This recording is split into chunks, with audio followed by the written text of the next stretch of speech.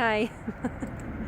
Sorry for this. If I had help from the Bellevue police or Michael's Toyota Bellevue or Toyota USA, I wouldn't have to do all of this, but I gotta do it. Or, if Michael Lambert was just a decent man and set things right after what he did, I wouldn't have to do this either. But here we go. So, last year, actually, around this time of year, in April, Michael Lambert of Michael's Toyota Bellevue knew that I was not bringing my Toyota back for service anymore after that visit. I think it was the last free oil change, which was the end of a bunch of nightmares every time I had to go get service at that horrific dealership. And Michael knew that I wasn't coming back.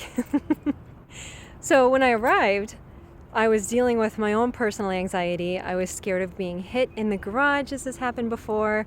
I was scared of them doing stupid things to my car, which has happened before. And I was just afraid in general. So when I got there, I was crying. I was scared to get my car serviced. Thankfully, there was a really nice lady who came over and helped me with some of the concerns that I had just right off the bat, and she helped me a lot. Michael Lambert, the guy who's still on the payroll on the Michael's Toyota Bellevue website. He's still there. I don't know if they're just trying to run him out before they fire him, but it's been a year, Michael's Toyota Bellevue. And you're keeping him on the payroll still after he did this to a customer. So let's see. Oh, and before anybody says anything, females cannot get justice in the city of Bellevue for any type of aggression from males or sexual crimes or anything like that. This is not a new thing. So before anybody says, oh, well, why didn't you call the police? The police won't do anything. They'll drop the case. Because it's against a business in Bellevue, and they get special privileges. They can do this to women, and it's okay.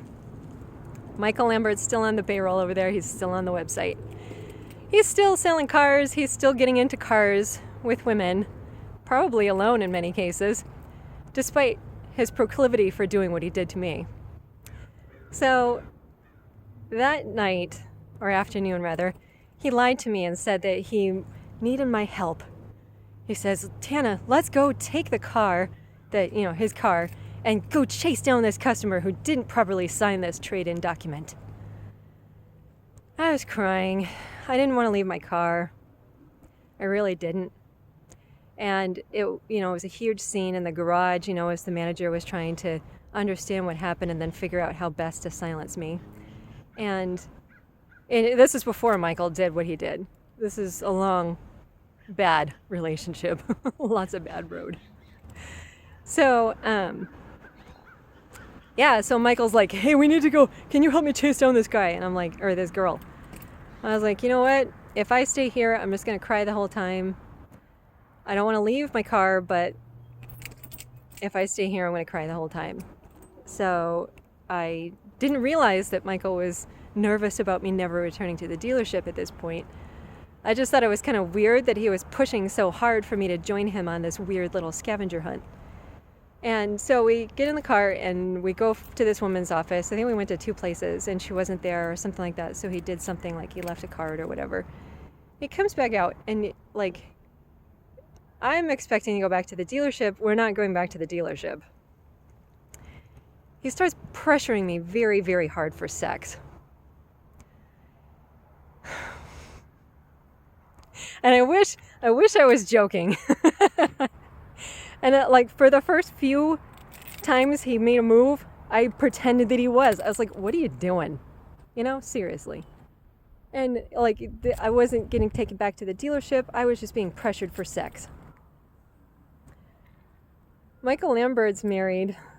He has 2 daughters, one of which he loves way more than the other. Maddie, yeah, your dad treats you a lot better than your older sister, and you guys all know it. And I feel so bad for that older sister. I don't even remember her name because Michael never talked about her.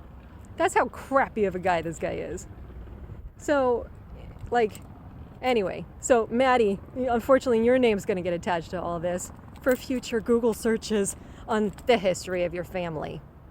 And I guess it works out because Maddie is the favorite. The older daughter gets ignored and treated very badly. So, yeah, but anyway, Michael's wife, So he's telling me all about their marital problems, about how she doesn't want to have sex with him anymore, about how she blames her weight after having the baby, all these excuses for why she doesn't want to have sex with Michael. Meanwhile, Michael's sitting there going to massage parlors as he explores the boundaries of what it means to destroy his marriage and basically be a disgusting human being. And he's telling me about massage tables with the thing that drops out for apparently easy access to the goods so that the workers don't have to do a whole heck of a lot to get too close. And I guess one of the times he visited, he chickened out and he's like, no, I can't do it. And so the woman goes, she smiles and goes, you'll be back. So Michael's telling me all of this as he's pressuring me very hard for sex.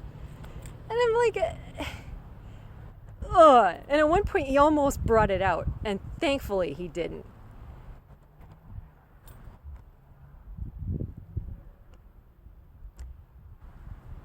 It took me until midnight to talk this guy into being too tired to keep up the fight. And then I had to leave him with hope that maybe it could happen later. That's how I got out of this.